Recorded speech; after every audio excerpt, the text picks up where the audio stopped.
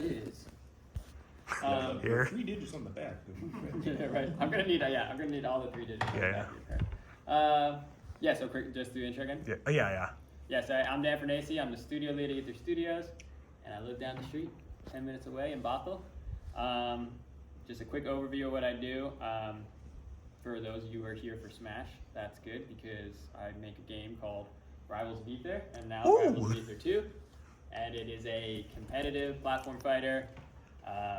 Started it over 10 years ago now, in 2014, and then been working on that IP since then. So we make not just Rivals, we make a bunch of spin-off games. We made a game, Dungeons of Ether, which was a Dungeons crawler. Creatures of Ether was a card game. And then we kind of funnel all that IP back into our main game, which is now Rivals of Ether 2. And that launched last year. And now we're trying to make it even better. So we're working on more characters, more updates, come to consoles eventually. And by trade, I'm a designer, but now I am I don't know what you can call me anymore. I'm a lead. I lead a studio. Do a little bit of everything now. And that's the intro. So does anyone have questions? Let's just do some Q&A. I'm curious what your, this might not entirely be like work that you do on Rivals 2, but when you're examining archetypes that exist within the platform fighter genre, how do you decide what aspects to keep and what aspects to sort of not necessarily get rid of when designing a character that's meant to be similar to another character that's been in the genre? Like how do you find a good balance of like leveraging those pre-existing design archetypes?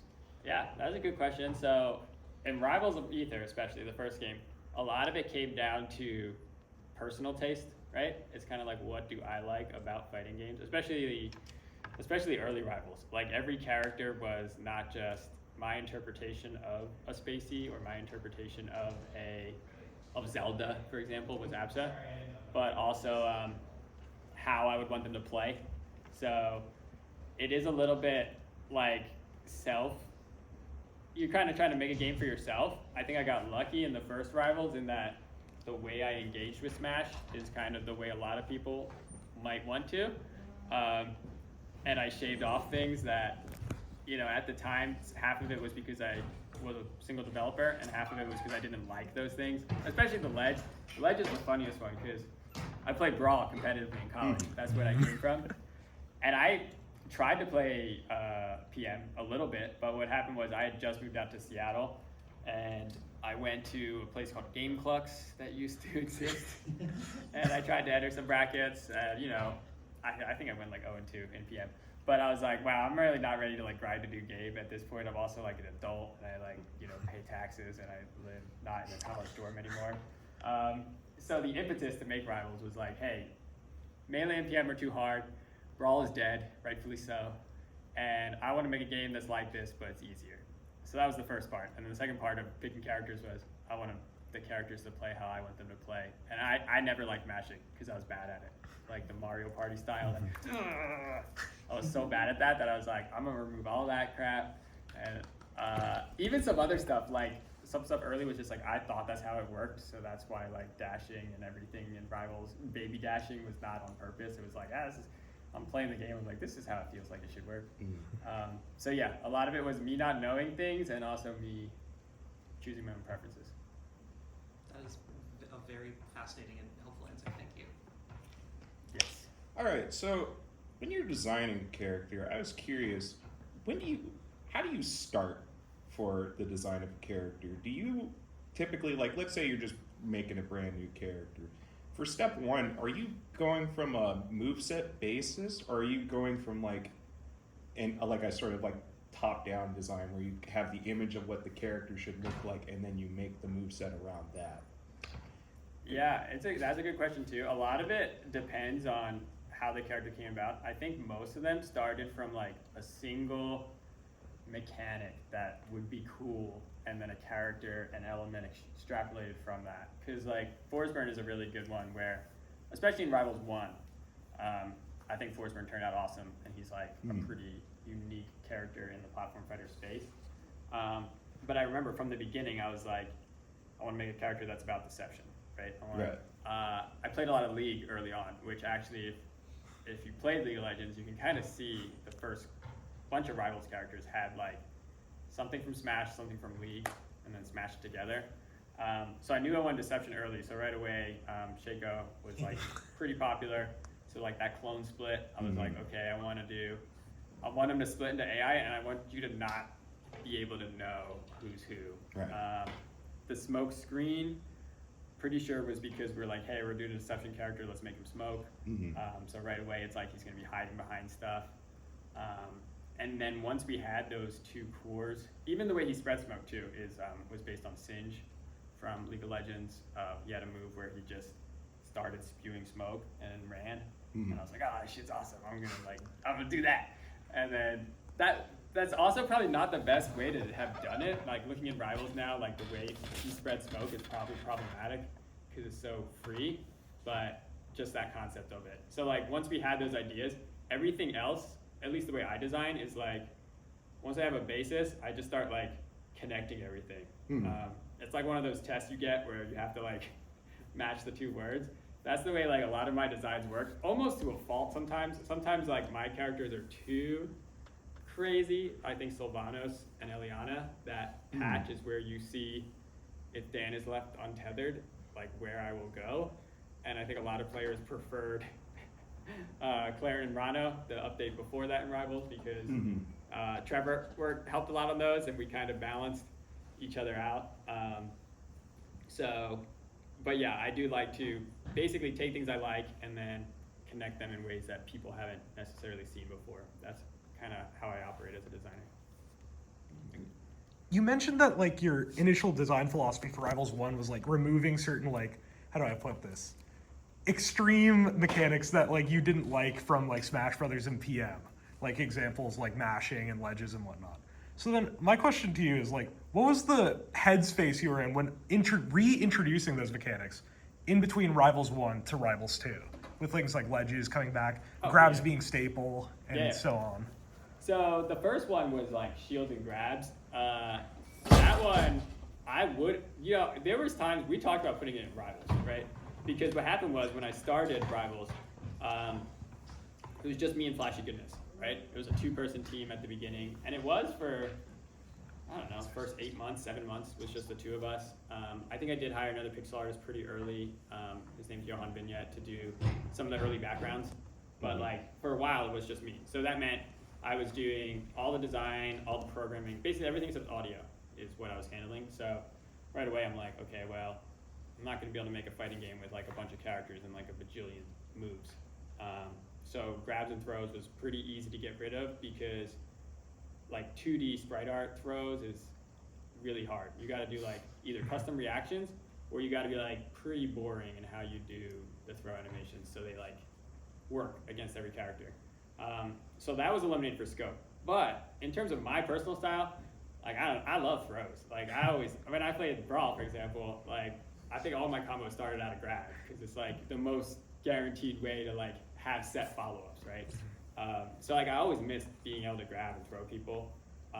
So I think like going into the sequel, we knew like, hey, if we had the time and the money and we were going to 3D on top of it, we would always bring that back. Ledges was a bigger discussion. It was kind of funny because once we were getting into Rivals 2, our team had kind of grown. We were doing Rivals, we were doing dungeons. I put a lot of my time into creatures, which unfortunately didn't really make any money, but it almost made its money back, so that's pretty cool. So I was like pretty split. So right away I was like, I wanted someone else to help lead Rivals 2, especially the gameplay. So Trevor Youngblood is in charge of like gameplay now in Rivals 2. So he's kind of the me, but he's a little bit more programming oriented, so we definitely still work together. But right away he made a pitch in terms of gameplay, and it was funny because he wasn't like married specifically to any set ledge style play, and I was like, no, I want to do ledges. And from the beginning I was like, I want to do everything that we can in terms of like matching the mechanics of Smash, but I want to make it Rivals-fied, so it's like if there are accessibility things that we don't like, get rid of them. And then 2, I wanted to add on top. And I remember like telling him we were gonna do special ledges, special get up, special pummels and stuff like that. And initially he was like, that is like, this is stupid, like this is a bad idea. Like you can't have 2 different moves from knockdown. Knockdown is supposed to be like a negative state. And I'm like, no, not only can we do it, we're gonna do it. So I basically like shoved that into his design to kind of force him. But at the same time, it's like, hey, if we're gonna make a sequel and we're going to occupy this space, I also want to make sure we were innovating a bit. But I also didn't want to innovate too far because I did feel like there's a gap, right? In terms of people who like a competitive platform fighter, there was this market gap that we saw where it's like, because I did have ideas, I was like, hey man, what if we went like all physics with this and just went crazy, right? The game is already elemental. I was like, what if Orcane's just like shooting water at you and it's like, you know, the mobile games where they run, you know, like Fox 2D or something, and the water's just like flowing and the center birds fire, and the water puts it out. And I'm like telling Trevor about this. I was like, that would be a great game, but it's not like the game our studio should be making. We were like, hey, there's a gap. People want this type of fighter. I think there is a team who could get even closer to Melee than us, but that's never kind of been my thing. It's more like take the space that exists and then remix it. So that's what we did with Rivals 2, is we want to try to get as much mechanics in that we're missing and go crazy with it. What mechanic did you leave out that Trevor didn't like at the early stages of Rivals 2? What mechanic did we leave out that Trevor didn't like? Oh, Trevor hates hit falling. And has been trying to kill it for a while. Like even, well, I don't know if he's still trying now. I would say like the last 6 months I've heard it less. But literally all through the Kickstarter betas, a lot of times when we're having issues, he's like, what if we just got rid of hit falling? It's like, what if we just got rid of it? And it's like, I get it because the reason, it is kind of problematic. And in Rivals 1, it was a bug. It was a bug in a closed beta test that I was running on Smashboards when I was just giving people just like a link, like a private link to a build. And they were like, yo, this is amazing, look at these combos. Like, you're gonna keep it, right? And I was like, yeah, sure, I'll keep it. And then like multiple years later, I realized the ramifications of keeping it. Because again, like I really like Smash, but I wasn't as like high level of a player or like as in depth to realize like, okay, well now this means rising and falling aerials are like the same. And then we have raster in both games historically, up air hit falling you. And so yeah, Trevor didn't like that. There's some other stuff that I've been pushing back against too, as like, I'm basically like the Rivals 1 head. So obviously floor hugging in general has taken me a while to get around, but it's a lot of the team that didn't like it at first has now like been convinced, but then we have other team members who have flipped. So floor hugging has been contentious amongst our team for a while now. I'm trying to remember else we butt heads. Moveset design, we do a little bit. Loxodon and Fleet are both like very much Trevor characters, actually. Like, Trevor also did Clarin in Rivals 1, and a lot of Ori. So like Loxodon and Fleet are closer to those than Eliana and Sylvanos, which are like Dan characters. The next original character is a Dan character though, which I've said before. So the next character that's not in Rivals is gonna be a Dan character. So for people who like that, there'll be some shenanigans, especially on the special moves. So. I forget the question. Did I answer the question? Oh, yeah. Cool. All right, any other questions? Unsurprisingly, because we're a bunch of competitive people, we think a lot about balance.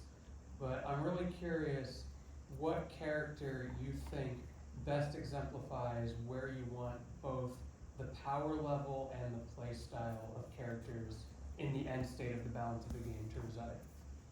Yeah, that's a great question. So, I mean, assuming we got Rivals 2. Yes. Right? Yeah. So it's like, yeah, in terms of balance, power level, like I've said it in posts and people think I'm like, you know, bullshitting them of, we're not trying to necessarily get the roster even right now, and we're more looking at, you know, individual mechanics. Mostly things that are really frustrating to play against is kind of what we're targeting. That's true, but then at the same time, obviously, like we do have characters that we're looking at to be like, hey, this is a good baseline. Like if we can get characters around this, it's good.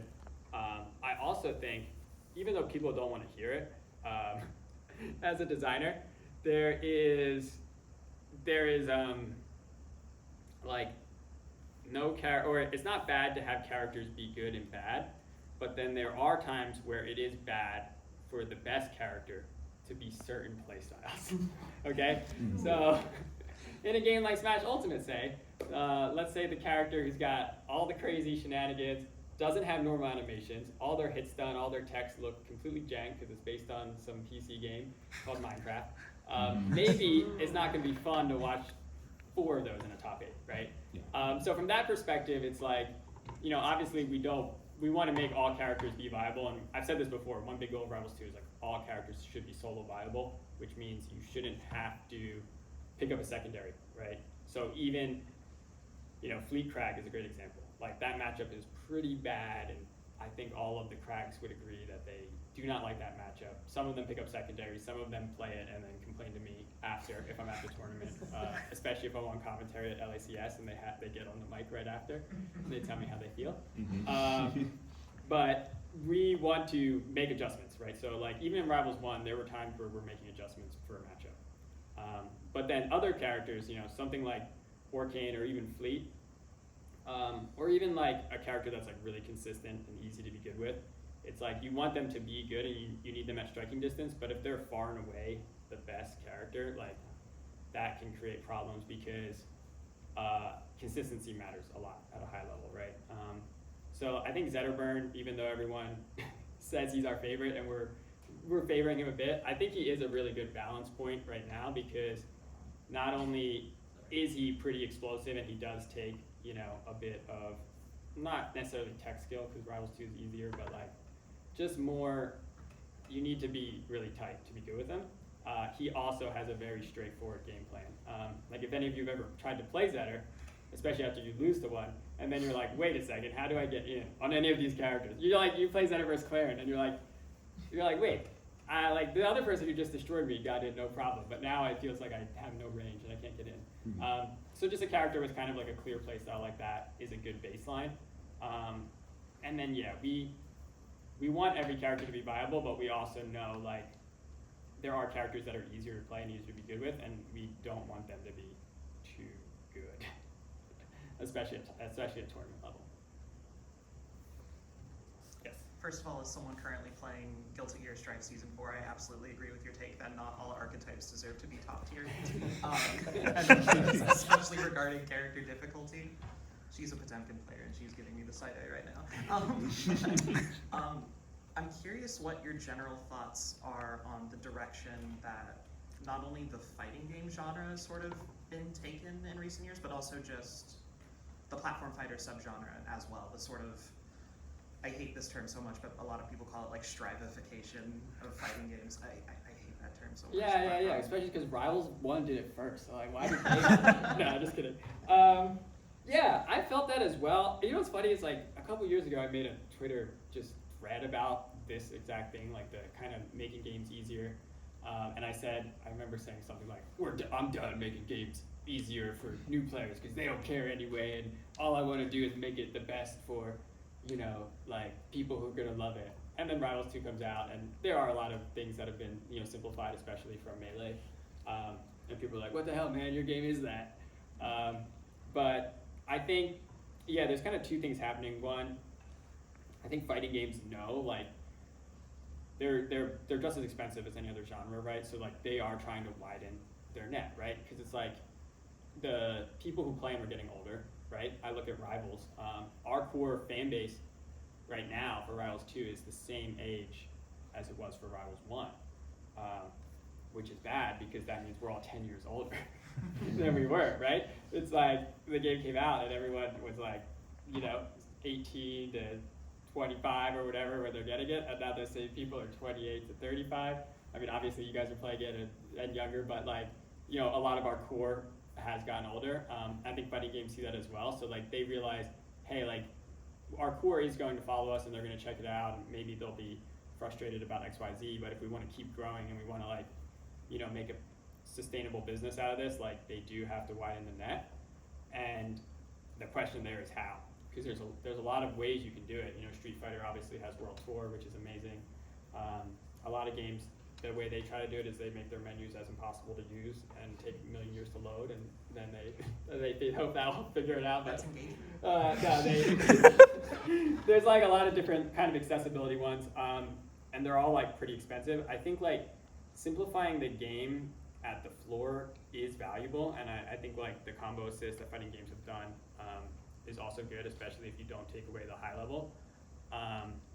But I think like a lot of devs are running into, at the same time, their core is very vocal. So anytime this drivification happens, there's just a lot of negativity swirling around, and there's just like a lot of voices, a lot of second guessing. I think in some ways, like the Japanese developers do have a little bit of an advantage because they're a bit separated from the North American noise that happens. I see us, and like I just post something on Twitter or Note, and it's like, I'm trying to engage with the fans because we are accessible, and then I read the comments and they're like, Dan, you need a designer on your team. You don't know how to make fighting games. Like, come hire me. I'll tell you how to make the frame data. And it's just like, oh my gosh. It's like the Tekken guy. His voice, like, I start to hear it in my head because I relate to it. Whereas 10 years ago, I was like, nah, man, probably. listen to, you know. What about the Harada shirt? Yeah, exactly. Yeah, Don't okay. ask me. Yeah.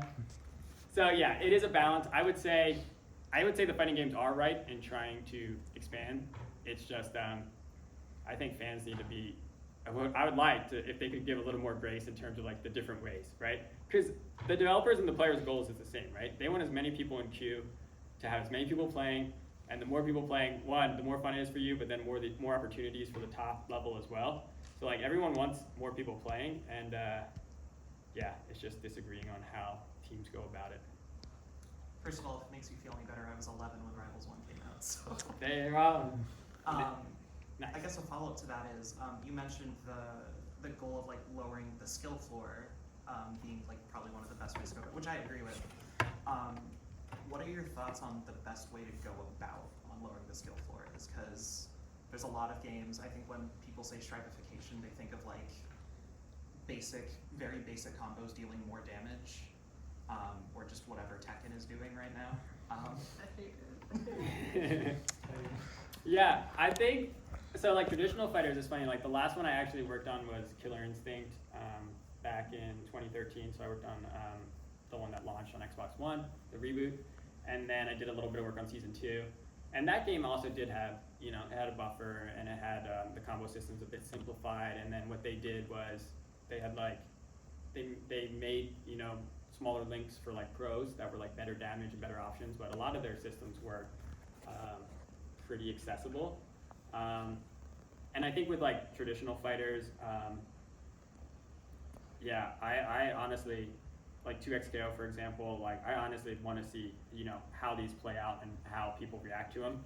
I think for our game, for like Rivals, it's interesting because I remember, like a lot of our reviews right now in Rivals 2 is how bad the new player experience is, right? The onboarding of being a new player, it's awful. Which in a lot of ways, I mean, I agree, right? Like we only have a team of a certain size and we're only able to do so much, and we need to get the game out because now that the game makes money, we can keep having a team. So that's what happened. But at the same time, like there is a lot of things we want to do, and I think there's a lot of voices online who are confident in what the answer is, right? If you go ask somebody on our note board, for example, well, how do you appeal to casual players? You probably get 10 people who are 100% sure in 10 different answers, right? Whether that's tutorials, whether that's story mode, whether that's workshop, whether that's console, whether that's all kinds of different ways, whether that's, you know, fixing the menus, maybe making new characters. Honestly, I think that one is one that people don't think about, but is pretty valuable, right? Just making sure you have characters for people to try out when they're new to the game and to the genre.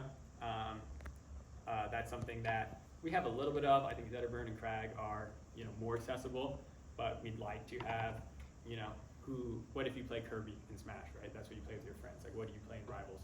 We don't really have an analogous, so like getting those types of characters in, I think is beneficial. I think for our studio, Workshop is massive, right? We're indie. We're never gonna have the money that Nintendo has. Bandai Namco is like, I don't know, 100 times our studio size, basically. just Bandai Namco, and they were, you know, just a part of Ultimate's development, and there's like multiple studios and people getting involved. So like we're never gonna have that. So like Workshop is a great way for us to one, get eyes on the game, right? Because if you've seen Rivals of Ether, that workshop is what spread it through YouTube. But two, it is easier to get into because these characters are ridiculous and they're not balanced and people can just have fun. So that's something that we see as like our most valuable kind of tool to get in. But it also comes with, it's a double-edged sword that has like a lot of, not negativity, but like difficulty for our team, right? As soon as workshop comes in, it's like, one, a lot of people think that's Rivals of Ether's identity, right? So it's all of a sudden it's like, wow, you know, who cares about the Fire Lion and whatever? And then two, it's a lot to like organize and maintain. I think even just like the little bit of, you know, moderation and support that we did on the first game, like if we did it in the second one, it'd be even bigger just because there'd be a lot more people. So I think that for our team is good. I think for these bigger studios, I don't have a one answer. I think I just like to see the experimentation because one, it's not my risk. So it's like, oh, hey, well, if this game doesn't work out, I don't go out of business. But two, it means like people are still trying, right? And I really think Street Fighter 6 did an amazing job of kind of nailing that hardcore and casual at the same time, which is crazy because I also thought 5 was a good game when I first played it. But you know, just seeing the reaction difference between 5 and 6, they definitely did a really good job of putting a lot into it before the launch and making sure that it satisfied multiple types of players. So yeah, just have a bunch of money like Capcom, I guess. That's the solution. Sort of building off of that, a recent approach to a lot of big games, like for example Strive, Tekken 8, SF6, Grand Blue to a certain extent have done, is combo stabilization options with things like Drift RC, Heat Engagers, Drive Rush. Like every Street Fighter combo at this point seems like you do some buttons, you get Drive Rush, you Drive Rush again, you dump for level 3, and then you get your drive back. So I was wondering, in terms of like the overall making the skill floor easier, how do you feel about combo stabilization options as they are currently in the genre?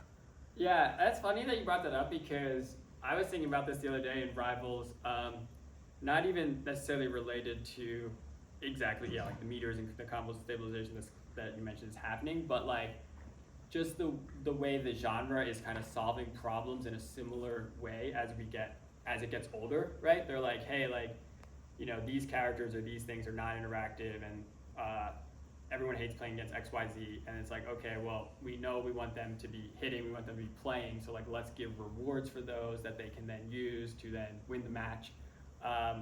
We're seeing that a little bit in Rivals too with something like Raster, right? We're going through a slipstream always and forever, which is funny because in Rivals 1, we always and forever dealt with it, and just like saying, okay, well, it's kind of annoying when he throws it and then he just waits, right? And he's like, well, I'm gonna wait for the cooldown to end and then I'm going to throw it again, right? So immediately we're like, okay, well, what if you get rewarded for hitting it? And then all of a sudden it's starting to look a little bit like a meter in a traditional fighter that is rewarding, you know, interaction and aggression to then give you an ability back.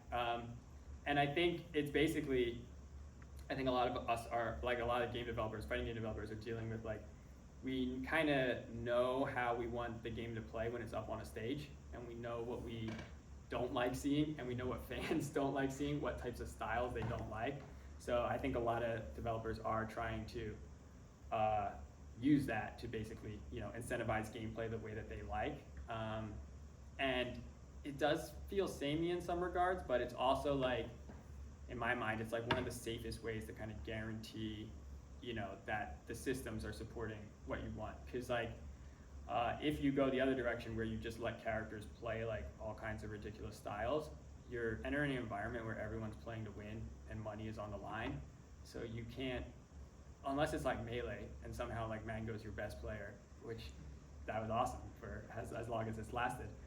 You can't guarantee that everyone's going to be cool and play a cool way and play cool characters. So I think that is a little bit what we're seeing, and you know, it does affect accessibility a bit. Some of the, like Street Fighter, for example, does help people get in. I think some meters, you know, on the Guilty Gear side, on the flip side, it hurts accessibility the other way because you try to play a new character and you're like, why are there like 4 meters on my screen? And like, how am I going to learn this if I'm like by myself? But I think we're seeing like developers running into the same problems and just coming up with similar solutions right now. Thank you. You talked about how when you were making Rivals 1, a lot of decisions were made out of like just lack of resources, like you weren't able to make throw animation, stuff like that, led to not having shields. Making a game like Rivals 2 when you had a lot more resources, how do you kind of make decisions between, because a lot of those kind of emergent, mechanics that came out of Rivals 1 were really well received, but not intentional, like that wasn't the vision you had in your head. How do you make decisions between like kind of leaning into and exploring those mechanics that fans really liked that were kind of incidental versus making the image you had in your head going to a game with more resources? Yeah, it's a good question. So I think for us, like one of the big things is, as I mentioned, like Trevor is leading, right? So part of it is I played Brawl competitively and busted out of that, and then Trevor played PM competitively and got much higher than me, right? Like ranked in his regions that he'd been playing. So part of it is kind of taking, his experience and being able to go beyond systems that I necessarily would have done myself. Like if I was in charge of Rivals 2 and, Trevor wasn't there, I think it would be a little bit more shallow in terms of mechanics, right? I definitely probably would have done shields. Like I said, I was the one pushing ledges. Knockdown would have probably been somewhere in between Rivals and Smash. It's funny because Knockdown in Rivals was simplified because we didn't have grabs, right? I'm like, well, we don't need a full knockdown state if it's not going to be immune to grabs because there's no grab. But I think my brain is not as, one, I'm not as good a programmer as Trevor, and two, I'm not as in depth, when I play a competitive game.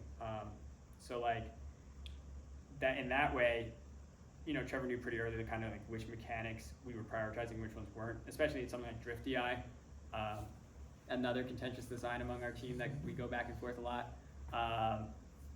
But one of the reasons that Trevor and some other members of our team who came from Melee and came from PM don't like it is it does create like a gray area in the way that they don't like, right? In terms of like what is a combo, what's true. If you mix up someone's DI, should you be rewarded with the follow-up that you want? So we kind of look at each of them. And then in terms of like trying to match my vision, I think a lot of Rivals 1, I was like shooting from the hip. So that's the other part that people like don't realize. It's like a lot of the systems I was like playing Smash, and then I would be like, this is how it should work, or this is how I think it works. So a lot of like the individual tech that came out of Rivals 1 was just me not, kind of not knowing any better. And then in terms of how do we react to players who want that kind of stuff back, I tried to say early on, I was like, hey guys, this isn't Rivals of Ether 3D, this is Rivals of Ether 2. Obviously, that hasn't gone over super well with our most hardcore fans, which I get because they want to play Rivals. I think there's two things happening. One, like yes, we want to make sure that we keep our fans, happy and that we're, building a game that they are happy to call a sequel. One area that we do try to stay true is kind of like characters, right? So even though the system's changed, we've always been like, when we start a new character, like if we have to overhaul something, we want to. But I think some people want to see more changes, right? They're like, hey, why is this character the same if the mechanics have changed? And like at a high level, one, we're a small team, so it's very expensive to just start overhauling specials and then if it doesn't work, having to revert back. But two, we want to see these characters in this new engine as close as we can to the Rivals 1 vision because we want to see what it's like, Maple, for example, I was so excited to see her come online, and then I really like how she played, and that's my main in Rivals 2. And I think she's awesome, right, in Rivals 2 engine. And I thought she was awesome in Rivals 1. So that's one area where we're like trying to keep it close, where players might want us to change a bit. And then the other thing is, because this is a competitive game, I think like the negativity compounds double, right? Because we have players from Rivals 1 who are not so happy about certain changes, but then they go play, and if any of you played any fighting game, you're going to reach a point where you're not leveling up anymore. You got to platinum or you got to diamond and you're stuck. And in a game like this, it's very easy to blame, the system mechanics, right? Or the character mechanics, because it's not the way that you would have liked it. So people who found success in Rivals and now they've found less success in Rivals 2, even if it's not necessarily that the mechanics are a certain way, just the fact that it's different is putting a magnifying glass on it. So we're doing our best, but we know we're not the type of team that's like caving to every single complaint.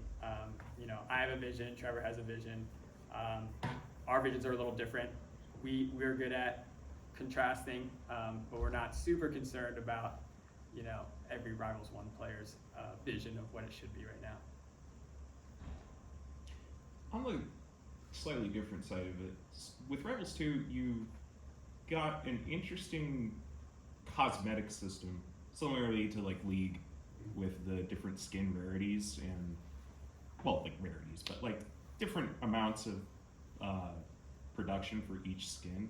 I was just curious, how's the process for coming up with these, and sort of like what's the sort of timeline for these? Because you got like an event every month or so. Mm-hmm. So like as time goes on, that's going to be a lot of different skins, you know, for across the cast. And I was wondering, like, do you come up with like the theme of it first, and then go, okay, let's, you know, design for the theme, or do you like say, you know, it'd be great if like we have this you know, dinosaur like you know, This theme inline. skins for Yeah, Crag and, you know, people like that. I'm just curious, like, how does that process go? Just- Yeah, so cosmetics is a pretty interesting design one. I think it's funny because like way back in Rivals 1, like I said, I played League, so like the high level design was always kind of a little bit live servicey, which Mhm. now, you know, Rivals 2 is much more live service obviously than the first game in terms of how it feels. In terms of skin rarity, we actually do internally have a distinction, right? So it's like commons are texture changes, Mhm. rares were supposed to be only model swaps, nothing else. So like none of the sound effects, VFX, things like that. And then epics were, you know, model swaps with sound effects, VFX, whatever. Mhm. And then legendaries, which you haven't seen yet, Mhm. but they'll be something else. They're meant to be. I don't want to spoil it, but they're something else. There will be legendary skins. What was that? No. You guys can wait too. But what we had to do is we collapsed it. So like rares kind of got upgraded. We were like, if the skin's cool enough, we're gonna do stuff for it. Mhm. Epics got pushed to just have a little bit more polish, a little bit more. They all have like a win jingle, I think now. Like literally, that's the main distinction at this point. If the skin has a song when you win, Oh yeah. that means it's epic. Boom, epic. That's like, because now the line between rare and epic is blurred. In terms of how we produce them, it's good that you called out the every year, because internally or every month rather, internally we're already like, we gotta slow this train down. Like, we're Yeah, not because gonna this is survive. gonna be a lot. We're not gonna survive. Even the menu, right? We added this menu because we're trying to get rid of as much FOMO as possible. So it's like, how do you make a live service game that has as minimal FOMO as possible? Mhm. So okay, all the events, you can play them whenever you want. Right. All right, well that means this drop-down menu after 2 years is gonna have 24 events that you go through, so which is just absurd, right? Like no one wants to, oh, let me go to Primal 2025, and then it's like, you know, it's 2029, and you're like, let me just go all the way back and get my coins and stuff. So like, one, that would need an overhaul eventually anyway, but two, like we're trying to, even patches, right? We're patching way too much right now, I think. Like, it's like we're changing stuff, so like we want to get our schedule a bit more spread out, but also a bit more rigid. So just looking at something like 3 months in terms of like moving a cosmetic to that schedule, still doing skins tied to real world, right? If you notice, like half of our events are like Primal or what else are we? Ether Legends, right? Yeah. These ones that are just like cool ideas, and then half of them are like Valentine's Day or springtime or winter. Mhm. So just deciding like which ones will actually extend, which ones will just come out. Like I don't think I would ever stop doing something like Halloween skins, because Halloween's my favorite holiday, and also it's just fun to make Halloween stuff. They're great. So, you know. But Yeah. we'll probably like reduce a bit, and at the same time, just like we're always looking at how people are kind of engaging with it, and then like adding cosmetic stuff and like just that outside of the game interaction that feels good. I Mhm. think as we get more casual features, right, those come online, that's where I'd like to kind of bridge. Because I think the competitive players, they play. A lot of them, if the bundle has their character in it, they'll probably pick that up. Right. But they're probably not really paying attention to they'll like go pick up the whole event when they're done. They're not thinking about it. So my hope is that we'll merge it with the casual gameplay, so like those players are, chasing the rewards, and then we'll just have stuff for competitive players to grab as well. And that's how kind of we're viewing cosmetics right now. Also, speaking on that, I mean, the latest Evo bundle with Olympia actually having part of the funding going to Evo. That type of like crowdfunding feature to help support like events and communities, and also have like a sort of incentive where it's like this won't always be here, right? But you get to show that you support tournaments and that type of thing. I think those are probably some of the cooler sort of like implementation and that type of funding sort of opportunity. I think that like that area, very interesting. And I'm wondering like, because there was the pirate skin with the ferret sanctuary, right? Do you think like for those, like somebody just kind of shoots you an email, it's like, hey, can we do this? Or do you think? Well, that one is funny because we have a co-publisher, Off Brand, who Right. they do a lot of our promotion, marketing. It's run by Ludwig, Right. the YouTuber. So like Thor on his team, that is who owns the pirate or the ferret sanctuary. Yeah. So like we kind of didn't have to look very far, and we just thought it was a cool idea, and we were going, we had a character that's kind of like a ferret. In terms of like Evo and stuff, like we did compendiums for all of Rivals of Aether too, and we would raise pot bonuses, usually for Genesis, our finals. And I remember, because we pitched this game to publishers, right? We pitched Rivals 2 to investors. We did VC, we did a whole bunch of pitching back in 2020 and 2021. And I remember sitting there and being like, we're definitely like the smallest team that can tell you we've raised a compendium for a tournament via skins, right? And we had done it multiple years at that point. So yeah, that stuff's super valuable. I think the Evo one's already at 10K, which even to like someone who plays Smash, it's like, okay, well now like Rivals 2 is, if I want to make some money and my name's Fargo, like, maybe I should practice a little bit for this Evo thing, because I could probably get 2 to 3 times what I get from each ultimate event just by winning this. So yeah, that's super enticing to us, especially for us. Like our goal of Rivals 2 right now is like getting features to raise the floor, the player base floor. So if you look at Steam right now, like I don't know what our concurrent peak is at, but like getting that number up, and like what features is it going to take to do that? And obviously I mentioned workshop, story mode, consoles, those are all really important. But like if that floor is high, then all of a sudden, those Evo opportunities are double, triple, right? Like all of a sudden it's much bigger. So like as much as we would love this first year to be great, like we're trying to put ourselves in a position where the next 5 years each year can grow, which is easier said than done, because if you follow fighting games, most of them have a good first year or okay first year, and then they wait for the next game. We're trying to go a little different, where we're building around. We're not planning on Rivals 3, for example, right? Rivals 2, Rivals 2 is it. We're in Unreal, it's 3D, and we're just gonna keep, until we run out of money, we're just gonna keep piling on. I wanted to ask about your like April Fool's games that you've made. I'm curious what the like development like timeline looked like for those. Did you plan those like really far back in advance, or was those kind of just make it really quickly? Yeah, it depends. So Lovers is my favorite and the funniest one. That was like 4 months, right? Wow. That was that should have had more time, because we were really grinding. All of and then Dreams of Aether was about 6 months. And then Geek, who was the lead developer on it, used his studio, right? So we kind of acted like a publisher on that one. And that was great, because Dreams of Aether is the game that I personally had the least involvement in to launch it. And the game did great, and people love it. Had very positive feedback. So like that was awesome. You know, Dungeons of Ether, Creatures of Ether, Lovers of Ether, all of those games were, even if I wasn't necessarily developing on them or leading them, it was like a lot of time from our studio.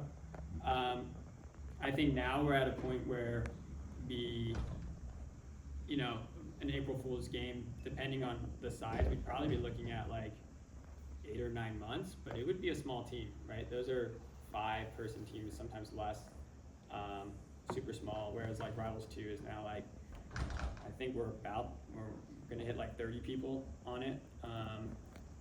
And then we've been around 30, we've 25 to 30 is basically where we sit, you know, which is a lot bigger bet than 1 to 5 people on a smaller game. Someone else have a question? Yeah. To bring it back around to the game design stuff, is how much are you designing character move sets in general, like system mechanics, for like disadvantage? So like when you're creating a new character, for example, are you going into it with an idea of how people are supposed to play against it, or are you just coming up with a bunch of moves, throwing them at your beta testers and seeing what's the most fun to go against that? And Yeah. just like how much are you relying on like system mechanics to hold over for that as well? Yeah, I think anytime when you're starting out a character, step one, you're never thinking about playing against it initially, because your goal initially is like, I want to make this cool. Like I have an idea. Like I have like an idea of what I want something to do, like a high level, like a, you know, a fantasy, a power fantasy basically.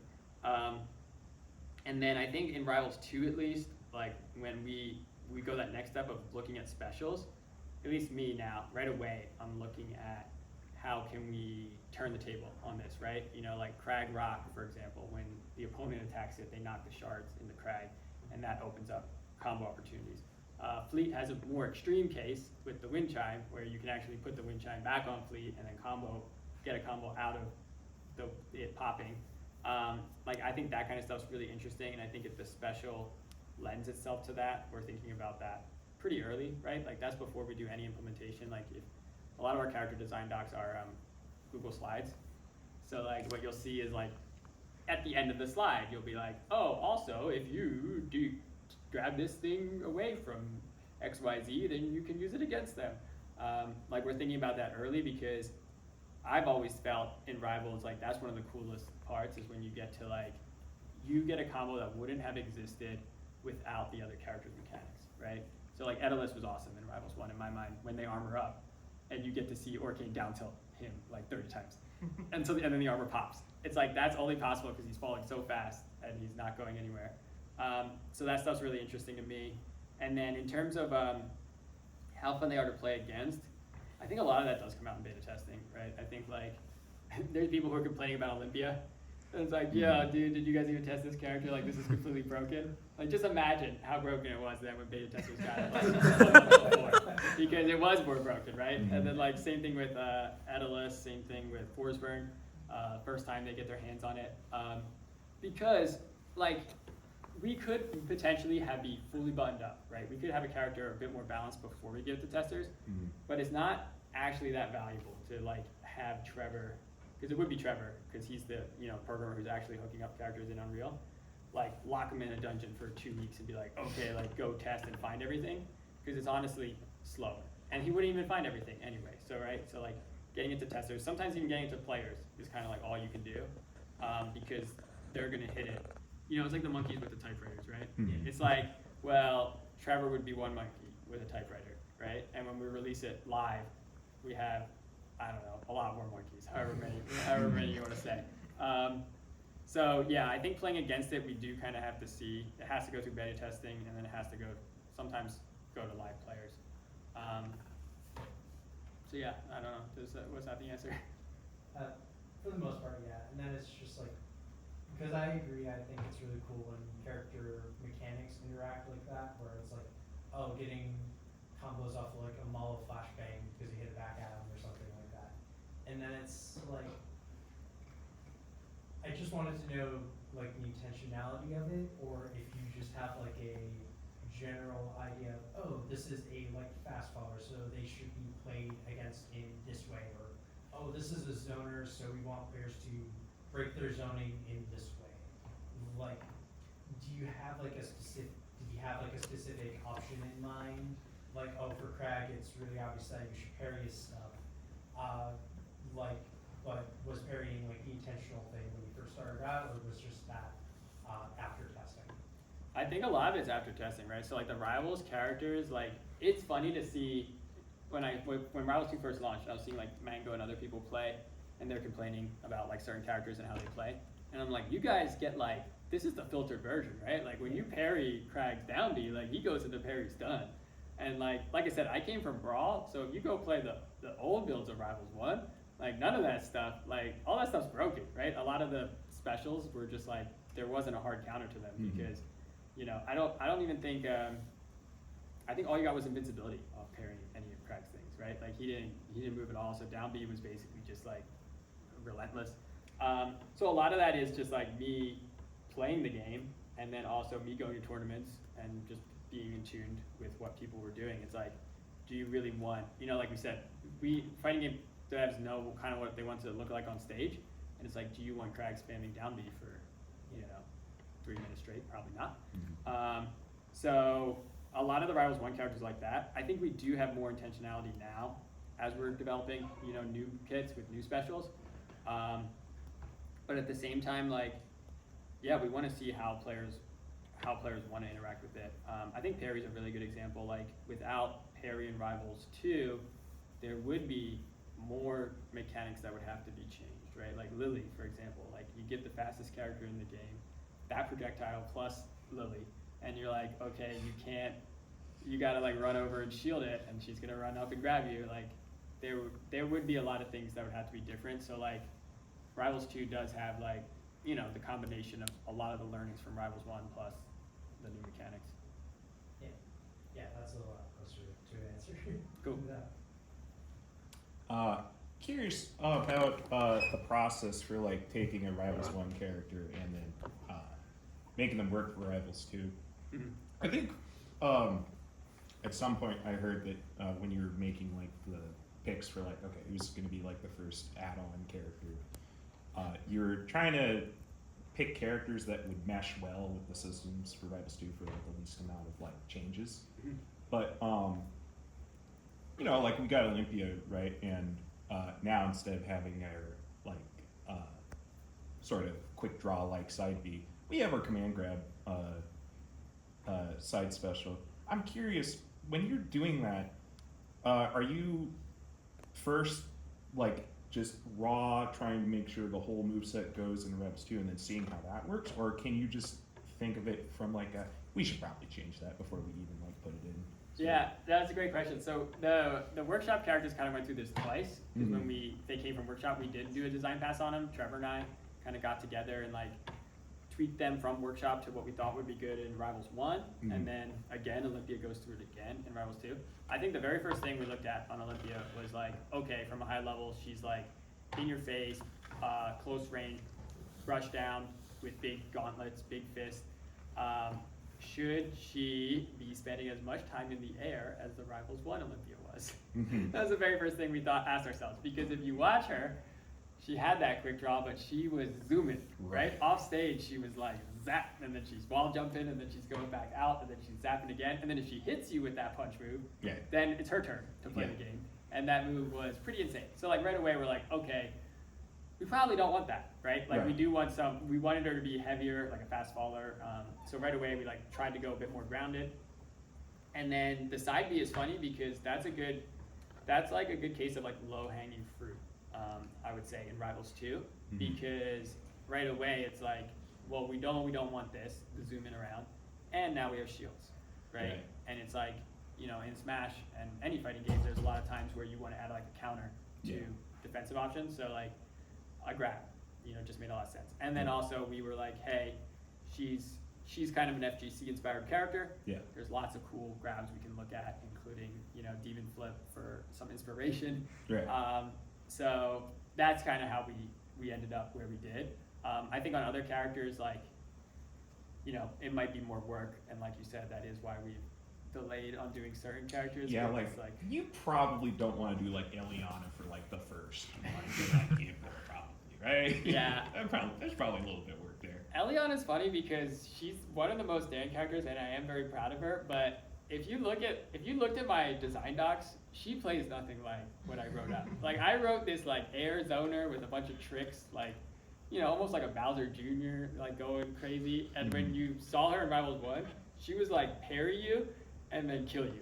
Yeah. Like even if you're 0, she was like, all right, now it's my turn. Drop the mine on you, start my combo, hit it, and then pop the mine, and then charge buff smash, and then you're dead at like 70. So I did actually like Touch of Death Eliana myself, but I know a lot of players didn't like playing against it. But also, I've been pretty good at like being okay if that's the way it goes. Like Edalus is a great example where if you look at my design docs, I put him as like a heavy zoner. Mm-hmm. He's the most rushdown character in Rivals 1, I would Oh. say. He's like ridiculous. So like if that's how players want to play him and that's where he goes, like I'm cool with an archetype being shifted if that's the best way to play a character. So yeah, I don't forget the original question, but hopefully I had answered it early because the second half was not the answer. I mean, yeah, it's just like, when you're just importing, like, Yeah. you're just like going like looking at it like, okay, that's like 1 change, maybe 2, that's like 3 or 4 changes, and like that's going to be a whole lot of work, and that Yeah. sort of. The other thing too I'll say that players probably don't want to hear, but it's the truth, is like the other reason we don't change characters is because we need to save time, right? It's like the fact that Rivals 1 character has so much of their kit done, like a Rivals 1 character takes us a half to 3/4 as long as like a new character to make, because a new character, it's like you don't have any reference, right, in terms of like what the key poses are, and then also Loxodon and Fleet both spend a lot of time before you guys even got to play them getting their specials like reworked, right? Because like Loxodon's hilarious because you look at his lava, right? Doesn't it look like it should hurt the Probably, player? yeah. Yeah, because initially when we made it, we're like, wow, someone's gonna stand on it and then this is gonna explode and it's gonna hurt them. It's awful. Oh my god. And then very quickly we realized that 1, it's like every other character we have. They're putting stuff on the ground, don't stand on it. And then 2, the way he was spreading it and the way it was, he had charge, right? Right. So the way it worked was you had to make the lava, someone would have to stand on it and get hurt by it, and then it would shoot up this little like this lava air thing, and you'd have to collect those to get lava charges. And then you would use the lava charges on Downbeat. And at the time, Downbeat still didn't even kill. It was a combo move. So like imagine trying to get 3 stacks of this in a match when the people don't want to get hit. So they're just going to shield it. They're going to roll away. They're not going to stand on it. So like very quickly we're like, okay, well this combo is not going to work. But we did like the magma charge. So we're like, okay, it needs to be easier to get. And then that's when we flipped it. We're like, okay, the floor is lava, but you're a lava elephant, so you want to stand on it. So now it's like competing over who's going to stand on it first is what it turned into. Which I still don't love, honestly, I'll say. It's a little confusing, especially to a new player. Like, hey, yeah, go stand on the fire thing, that'll get rid of it. But it was the solution we needed because we've done so many characters. We did LS, we did Zetterburn, Sylvanos, right? We have all these characters putting stuff on the ground that you're not supposed to stand on. We felt like it would be difficult to do it again, especially in a way where trying to make the charge also make sense from the magma put us in a spot where we had to act quick. And yeah, that's just an example. Sometimes the design changes from what you wanted and you just do your best to have it make sense. Okay. Yeah, that works for me. You go. You're first. How do you go about implementing like bits and pieces of a character's lore into their moveset? Like you mentioned earlier that when you were making Forsburn, you were thinking of like deception, and that ended up like tying in really nicely to like his place in the story. So in that case, which came first, the chicken or the egg, and like how do you typically try to incorporate these like traits that they have in lore and as characters into how they play? Yeah, I think like one thing is we're pretty lucky. Like I'm still sometimes amazed that we were able to make like a fighting game where we get to make our own characters and do what we want. It's pretty abnormal, right? Especially if you're like coming into it out of school. Like even working on a fighting game, a lot of times you'd probably be working with another IP. So the fact that we get to is pretty sick. But in terms of that, I personally like to try to do it both ways. So like, Forsberg was all high-level concept first, deception, and that deception grew out of everything, right? And even his lore was based on that. And then Sylvanos was the flip. Sylvanos was like, I made this idea for the rock wall. I'm like, hey, there's a big forest and the wall surrounds it. And I'm like, what you don't know is that it's not it's not protecting the forest, it's also protecting the rest of the world from the forest. And then I was like, but the heart of the forest is like this crazy spreading forest plant thing. So like right away, like I wanted to make, Sylvanas, like a demigod basically for the forest. And like from that lore tidbit, like the moveset starts to expand out. Like I wanted this idea of just like spreading grass and like this visual of even being a wolf, right? I was trying to do, he's like the alpha. Cause like, if you look at Lily's kind of like a dog, right? Like the plants are like lower intelligence, but they're like animals almost in Maple Story. And then, so he's the alpha. He's like the alpha of the forest animals. And like that lore bit, like, influenced everything. So a lot of our characters now, we do go one way or the other, but they generally have a pretty strong vision from that like starting point that then extrapolates.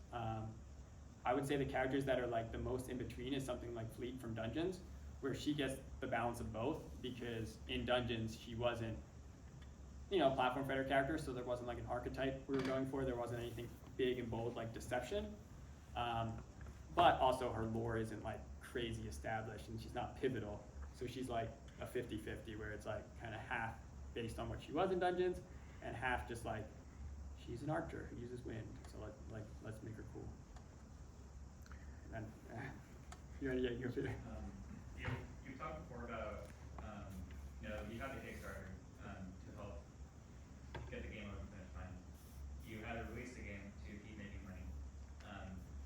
I could imagine how stressful that would be for one thing, but how do you feel about the level of success in terms of sales that the game has had so far? Yeah. So we, I think I mentioned before, I did like an FAQ right after launch, because some people were like, why isn't the game early access? And I was like, well, because we need money.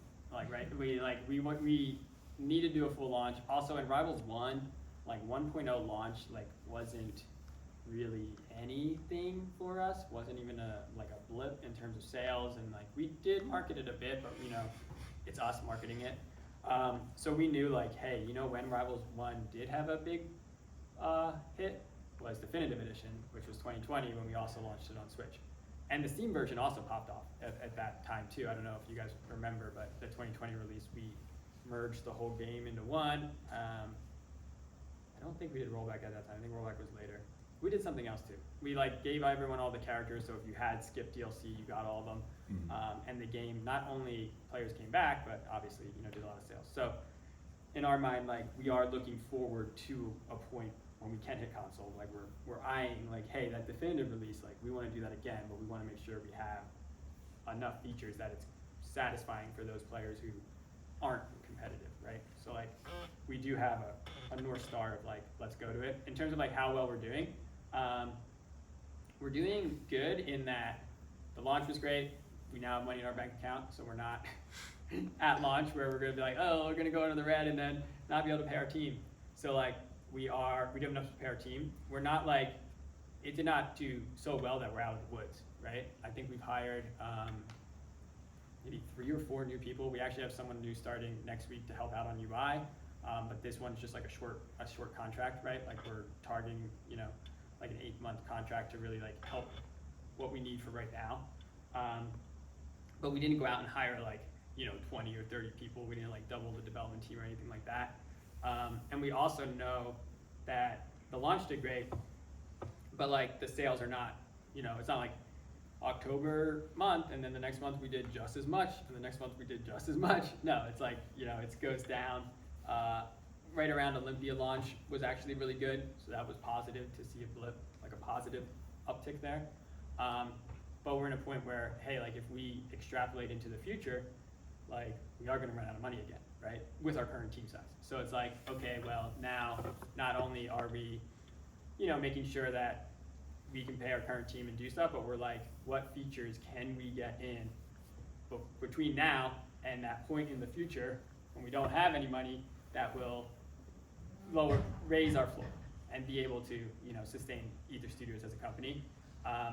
So that's kind of what we're doing now.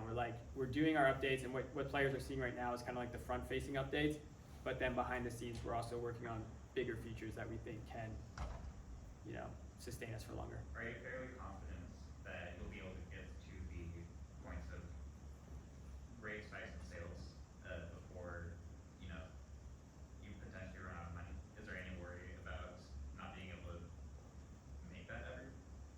I mean, I think there's always worry, right? I think in any game, like even in like Rivals of Ether, right? There was like times where, we weren't sure like how long we would have been able to keep working on Rivals of Ether. Right now, like we've taken some risks, I would say, in our development to accelerate some stuff. And if it works, right? If these features do help, then we'll be in a good spot. And then if they don't, we're never gonna stop Rivals 2, but it would be a smaller team, right? Like that's basically the reality we're in. So like, I'm confident in the risks that we took, right? Because I took them, and it wasn't that long ago that we took the risk. But I can't say with certainty that it's all gonna work out how we want, and then, it goes great. But yeah, the decisions we've made, I'd make them again. So I think hopefully we're putting ourselves in a good spot, and yeah, hopefully like I said, our goal is for each year Rivals 2 to be bigger. Like we didn't build it to just do tournaments for 1 year and then go work on something else. Yep. I'm curious what the structure of your design team is sort of at, because you mentioned that Trevor is the design lead and you are as well to a lesser extent. How many other designers work on the project? And if you were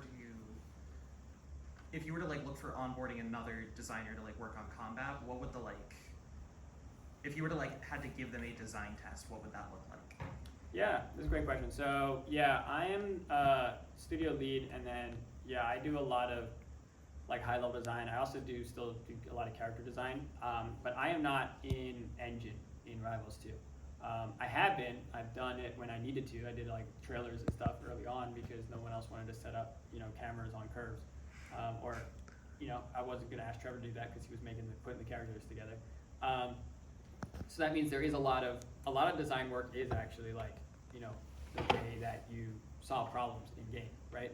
Like even in Rivals of Ether, like game feel, for example, you can make a design doc that explains things, but you're never going to change a game's game feel without being in engine, right? Whether that's scripting or, in Rivals 2 case, a lot of the programming is in C++.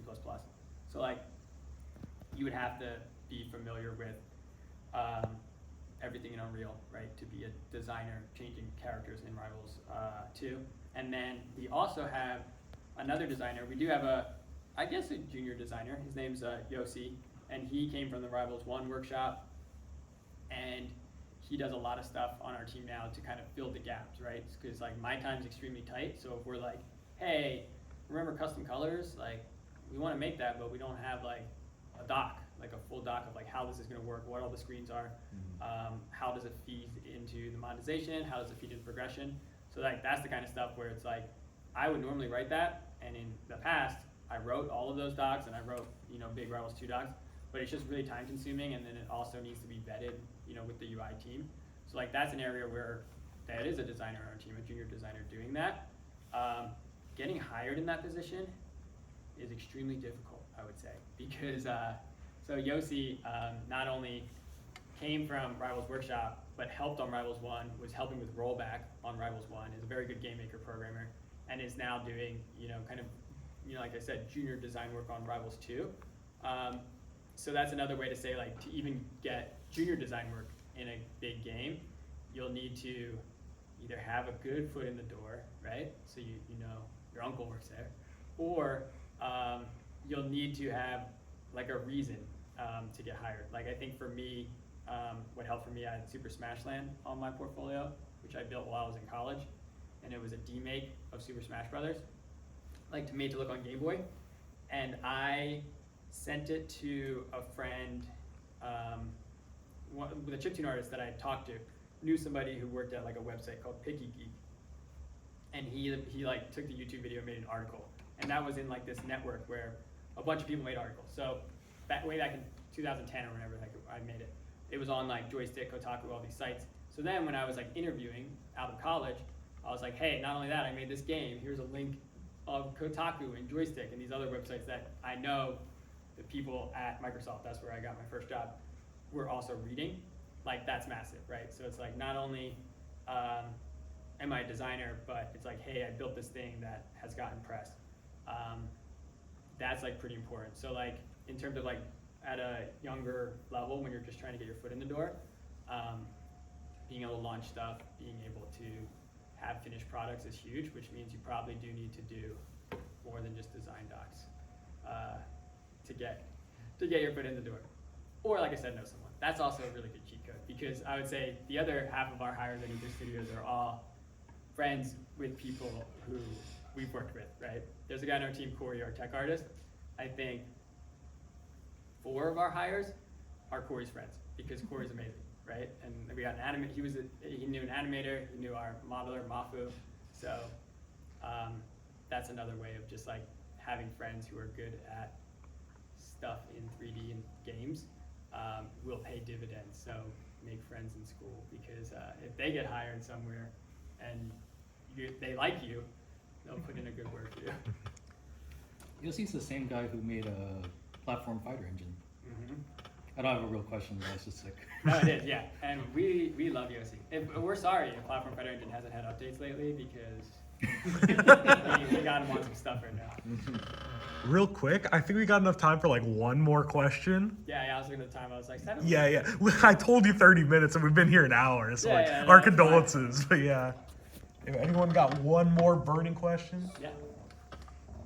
This is probably not personal, but kind of like a huge ball of yarn kind of question, and I don't mean for it to drag if it does come to that. But could you go into detail on like your kind of day-to-day work? Because you've had your hands in a lot of different like projects at this point, and a lot of different scopes and everything, managing a bunch of different teams. So I guess kind of like walking through like the day-to-day process of going from concept to work to getting everything you need. Yeah, no, I think that's a great question, and a pretty good one to share, because so when I started in games, I worked at Microsoft as a game designer, and I got put on the XBLA team at the time, which was Xbox Live Indie, or Xbox Live Arcade, and it was all the downloaded games, right? So I met a bunch of indies, and I did design consulting for those games, so I just kind of like helped out. But the reason I bring it up is because I remember just seeing how Microsoft worked. Microsoft's a giant company. They had a lot of people, and even in games at Microsoft is still massive. So I remember thinking like, why do things work this way? Like, this is so frustrating. Like, why is my boss's boss making decisions about, the game that I'm on when he sees it for like 30 minutes in a meeting and then like makes a decision, and then that gets sent out to developer. But like, I'm on the game, so many hours, and even I feel like I don't have the knowledge that the actual team working on it, right? The external team that was working on it has. So it's like, why is it built like this? And it's like, especially, I think a lot of people when they first get a job, they're like, this is so frustrating. Like, everyone can see the problem. It's like, these people don't know what they're doing. Like, they're like old, and they're clearly checked out, and they don't care anymore. And like, why are they the people who are like running this ship, and they're running into the ground? And I was like, when I go indie, like, it's gonna be completely different. So of course I go indie, I quit. It's just me and Flashy. So again, I'm not running into any of those problems, because there is no one to complain about. Like, if I don't like the sprites, it's like, well, I need to be better at pixel art, because I'm making the sprites.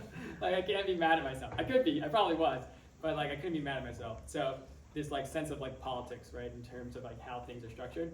And then as Rivals grew, like even once we got to 5 people, I was like, oh, okay, that's why this thing happens, and that's why these systems are in place, and that's why HR departments exist, and this other thing exists, and that's why you need performance reviews and all this other stuff that like seemed really worthless when I was kind of on the ground floor. But you start to see kind of why it exists. And even me, I'm on a smaller team, so I'm seeing it from a lesser extent, but like just trying to manage our team now, like I'm seeing it. So then in terms of my day, it's really fun in that like I'm at a point where I run the studio, and like if anything I would want to do right now, like I could go in on Monday and we'd be like, I want to make a ballerina dinosaur, and I want everyone to stop. The next character's canceled, and I want a ballerina dinosaur, and we're all gonna focus on this, and until it's out. Like I could go do that, but it's funny, like very little of my job is actually like that, right? In that sense of like, once the things are in motion, like it is kind of helping the team achieve like what we set out before. I think there are still times where like, you know, we're talking about characters that are over a year out, you know, Trevor and I are working on, and like we're putting it together. But we're trying to like put it together for our best shot. We're not trying to like do it out of, you know, solving our own fantasies and being like, oh, I really, really want, you know, whatever. And then also the other big thing is, compared to when I started, I feel like I'm not doing anything, right? I'm not opening Unreal. I'm not making any art. I'm not even programming anymore. On Rivals 1, that was like the last thing I gave up, was programming. And not even because I would have liked to give it up programming earlier, because I'm not a great programmer. I was the only one who knew how some things worked, right? If we had a bug with online in Rivals 1, it's like, I couldn't get Trevor to fix it because he's like, you always fix that for me. Like, I don't know, like I made Ori, remember? Ha ha ha ha. And I'm like, that's right. So like I couldn't get anyone, so I was like fixing these really late problems in Rivals 1. Eventually, Geek and Yossi did kind of take over, and that was a big benefit of Yossi, is like having that programming background. So now in Rivals 2, a lot of my day, I wake up at, what time have I been waking up lately? Like 7:15 now. Bring my kid to daycare, get back at 8, and if I can, I go back to sleep. I'll go back to sleep because my first meeting is either 9 or 10 a.m.